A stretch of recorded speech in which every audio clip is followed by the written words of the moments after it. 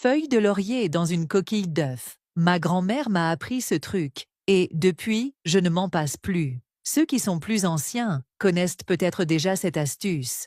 Ce n'est un secret pour personne que la feuille de laurier est capable de dissiper toutes les énergies négatives des environnements. Pour commencer cette astuce, nous allons utiliser du gros sel. Le gros sel est traditionnel pour éloigner les énergies négatives et les mauvais esprits. Faites une petite couche de sel dans un récipient et ajustez le sel avec vos doigts en créant une sorte de trou au centre. Prenez une coquille d'œuf et faites un trou dans la partie supérieure, comme je vous montre ici. L'ingrédient suivant, et le plus important, est la feuille de laurier.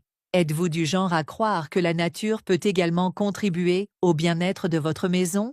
Rappelez-vous qu'il est toujours important de respecter l'opinion des autres. Si vous ne croyez pas que cela puisse avoir des effets sur le bien-être de votre maison, contentez-vous de respecter. Vous vous demandez peut-être, en dehors de l'élimination des énergies négatives, à quoi sert cette astuce? En réalité, cette pratique doit être réalisée le premier jour de chaque mois, avec pour objectif d'attirer l'abondance et la prospérité dans votre vie et votre maison.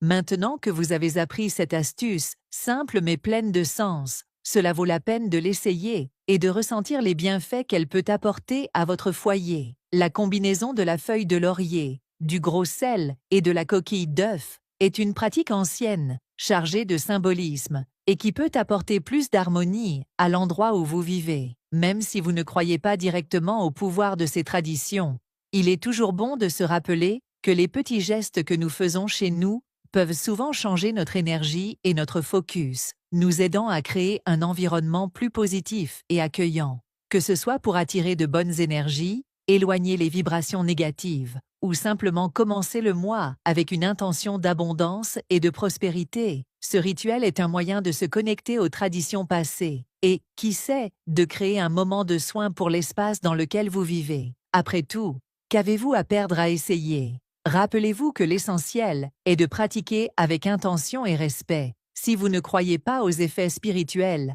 considérez cela comme un moyen symbolique d'organiser votre esprit et vos énergies vers des choses positives. En fin de compte, prendre soin de notre maison et de notre énergie n'est jamais de trop. Maintenant, dites-moi, connaissiez-vous déjà cette astuce ou avez-vous d'autres traditions similaires dans votre famille? Partagez vos expériences dans les commentaires, car j'adore apprendre de vous aussi.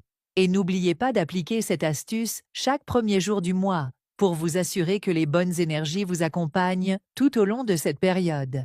Et voilà, tout le monde, nous arrivons à la fin